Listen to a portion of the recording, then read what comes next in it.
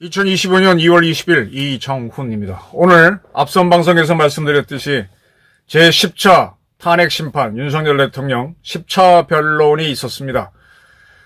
다음 화요일인 25일 11차 변론을 하고 심리는 끝납니다. 그리고 3월 초중순에 결정이 나옵니다. 이제 2달 정도 더 지난 계엄과 탄핵 사태가 마무리되는 거죠. 3개월 만에 마무리되네요. 대개 100일이라고 얘기할까요? 3월 중순이면은 한 100일쯤 되겠네요. 계엄부터 따지면. 이 100일간의 계엄과 탄핵 정리를 해야 될 것 같습니다. 저는 이 계엄과 탄핵도 정치였다라고 봅니다. 정치였다. 왜? 계몽령이란 말이 나왔다는 점에서 정치였다고 봅니다. 그리고 이 계엄을 탄핵하는 과정에서 내란몰이를 한 거는 대한민국의 좌파를 국회에 숨어있는 좌익들을 드러내는 선동이었다고 평가합니다. 이재명이라고 하는 한 잡범이 살기 위해서 내란몰이 한 면도 있지만 그 내란몰이를 통해서 대한민국에 숨어있는 수많은 좌익들이 정체를 드러냈다, 커밍아웃했다는 면에서는 계엄과 탄핵도 정치였다고 봅니다. 자, 이제부터 할 거는 윤 대통령이 파면되든 대통령으로 복귀하든 탄핵 결정 이후의 국민통합과 국익을 생각할 때입니다. 10차 변론이 있었던 오늘 20날입니다. 끝나고 난 다음에 조영원 씨죠. 조선일보에 칼럼 쓰고 있는 조영원 씨가 그렇게 표현했죠. 전한길 씨 모습은 녹두장군 전봉준 같고 그 다음에 정청래 의원의 상은 저승사자 같다 그랬습니다. 그러고 나서 딱 보니까 저도 그렇게 보이더라고요. 오늘 변론이 끝나고 나니까 국회 측 정청래 씨가 대표 소추위원이죠. 파면의 순간까지 최선을 다하겠다 라고 했습니다. 정청래 법사위원장은 윤 대통령 탄핵 심판 끝이 보이는 것 같다. 파면의 그 순간까지 최선을 다하겠다. 윤 대통령을 파면시키기에 충분한 조건이 이미 성숙했다. 국민들께서 가장 원하는 게 신속한 파면이라고 생각한다. 다음 주 화요일 25일이죠. 최종 변론이 잡힌 건 다행스러운 일이다 라고 했습니다. 네, 저승사자는 오로지 목표가 파면입니다. 저승사자는 누가 저승에 데려가죠? 항상 감시하는 자를 감시해야 된다는 문제가 등장하는데 저승사자는 누가 처벌하죠? 민주당은 대체로 만족을 표현해요. 최기상 의원 대통령을 파면하는 데 필요한 정도가 100이라고 한다면 1000 정도를 충분히 증명했다라고 말했습니다. 충분히 자기는 자신이 있다. 최선을 다했다는 얘기죠. 그리고 윤 대통령이 아직 반성하지 않고 있는데 그가 복귀한다면 나라는 더 불안해지고 그에 반대했던 국민과 언론을 어떻게 대할지 우려스럽다. 따라서 헌재는 신속한 파면을 결정해 국민들께 평화로운 새봄을 맞이할 수 있도록 마무리해라. 이렇게 얘기했습니다. 내란몰이한 세력들은 분명히 불안할 거예요. 그런데 이제 이들은 국회의원이고 이들의 대리인인 변호사 장순욱 변호사는 낙관하면 안 된다. 끝까지 최선을 다하겠다 그랬습니다. 반대로 윤 대통령 측은 윤곽근 변호사가 석동현 변호사는 뭐가 되든 현재의 결정에 승복할 것이라고 그랬었고 윤 변호사는 대한민국은 법치주의다. 모든 건 법치 내에서 이루어져야 한다. 시작부터 끝까지 법치 테두리 안에서 법 절차에 따라 이루어져야 한다라고 그랬습니다. 그러니까 이거는 계엄 자체도 대한민국 법률 내에서 한 거고 그리고 그 정리도 그렇고 탄핵도 그렇고 다 법을 지키겠다. 그리고 국민통합을 얘기한 게 특이한 겁니다. 지금 석동율 변호사가 국민변호인단을 만들었죠. 그 국민변호인단을 오늘 광화문 동아면세장 앞에서 모임을 가졌어요. 이 자리에서 석동원 변호사가 윤 대통령은 어른 세대, 기성세대죠. 청년 세대와 함께 세대 통합을 통해 더 나은 미래를 만들어가는 데 힘써달라고 당부했다라고 했습니다. 그리고 빨리 직무 복귀를 해서 세대 통합의 힘으로 대한민국을 이끌어 가겠다라고 얘기했다고 밝혔습니다.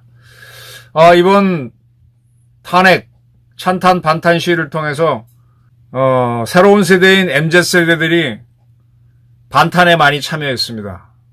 항상 기존의 좀 저항적인 반항적 세대가 오히려 기성세대와 같이 가고 이제 젊은 세대인 40대가 오히려 윤 대통령을 탄핵해야 되는 쪽으로 갔죠. 근데 어쨌든 홀로인 줄 알았던 이 나이 많은 세대들이 아주 젊은 자기 아들뻘, 딸뻘 되는 세대와 같이 갈 수 있게 됐습니다. 국민통합을 이야기하는 거죠. 대한민국에서 한참 일하는 40대가 찬탄을 하는 거는 뭐 그들이야 뭐 대한민국 구성원인데 상관이 없지만 이제 그들을 이용해서 내란몰이를 했던 탄핵과 달리 내란이라고 몰았던 세력들이 있죠.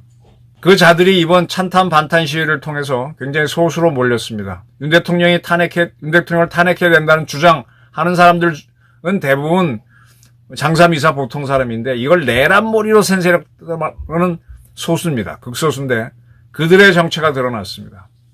만약에 윤 대통령이 복귀한다면 이들을 당장 치는 건 어렵겠죠. 그러나 그들이 누구인지는 알았기 때문에 앞으로 수많은 정치 행사를 통해서 그들을 배제해가고 그들이 뭔가 범죄 행위를 한다면 이제 하나씩 잡아가면 되는 겁니다. 윤 대통령이 복귀하지 못한다고 해도 우리 국민들이 그들을 봤기 때문에 뭐 대선을 한다면 대선에서 또 총선, 지선 한다면 지선에서 그들을 솎아내는 작업을 해내야 되겠죠. 이제 그들도 커밍아웃 된 만큼 자기들 변하지 않고는 살기 어려울 겁니다. 왜? 이 갈라치기 해봐야 점점 소수라는 게 드러났으니까.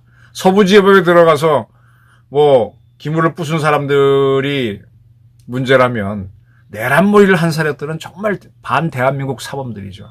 그런 자들을 우리가 용납할 것 같아요? 안 합니다. 하나 아쉬운 거는 홍장원 국정원 차장이에요. 윤 대통령이 또 조태영 안보 국정원장도 홍장원 씨만큼은 용납을 안 하는 것 같아요. 홍장원 씨가 대한민국 정보부에서 계속 커온 사람이고 그의 아버지는 해군에서 상당히 존경받는 제독이었습니다. 굉장히 존경받는 제독이었습니다. 그런데 대통령은 이제 그를 전혀 신뢰하지 않는 이야기를 했습니다. 국정원이 참 뭐 팩트에 관계없이 정신적으로 좀 문제가 있습니다. 아주 정보의 세계는 델리키트해갖고요. 근데 사실은 그 정보를 갖고 많이 장난을 치거든요. 뭐 홍장원 씨 문제는 개인적인 문제도 있고 하니까 좀 건너뛰겠습니다.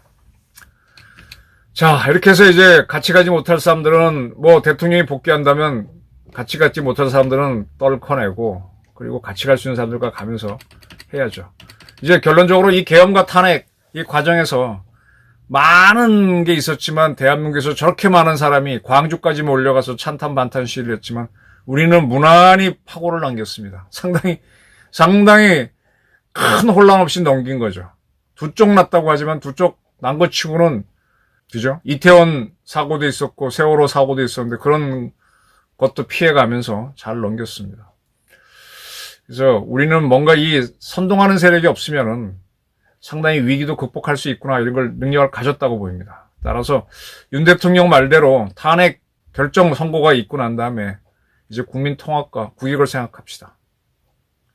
그리고 이재명의 운명은 윤 대통령도 이번에 탄핵 될지 안 될지는 하늘에 맡긴 거잖아요. 이재명도 하늘에 맡겨버리지 뭐. 그가 한 죄가 있다면은 벌을 받는 거고 없으면 풀려나와서 또 능력껏 대통령이 되면 할 수 없는 거고. 또 그 정도로 겪어야만 그 사람도 대한민국에 대해서 뭔가 바르게 기여할 것 같아요. 그 양은 절대로 대통령 자리를 줘서는 안 될 것 같아요. 다른 뭐 김동연이나 뭐 김부겸이나 김문수나 오세훈이나 한동훈도 다 마찬가지고. 이런 사람들이 이제 계엄과 탄핵까지 갔다는 거는 우리 사회가 극도로 갈라서 있었던 거고, 갈라선 그 이유는 이 좌익들이 너무 정치권에 들어와서 자기 세상을 만들려고, 문재인 때 하지 못한 꿈을 이루려고 길을 썼기 때문이거든. 이제 그 자들을 속아내야죠. 내란몰이였던 세력들. 그리고 정치권 말고도 민노총에 숨어있는 세력들, 아주 대규모 노조로부터 받는 돈 가지고 직업적으로 대한민국을 뒤집으려고 하는 세력들은 이제 진짜 속아내는 작업을 하면서 국민 탄압으로 가야 된다. 저는 상당히 혼란스럽지만 지난 100일간 이제 결정까지 나온다면 한 100일간의 개헌과 탄핵, 그거는 뭐라 그럴까, 대한민국의 병을 확실하게 진단하는 하나의 정치 과정이었다. 이렇게 보고자 합니다. 감사합니다.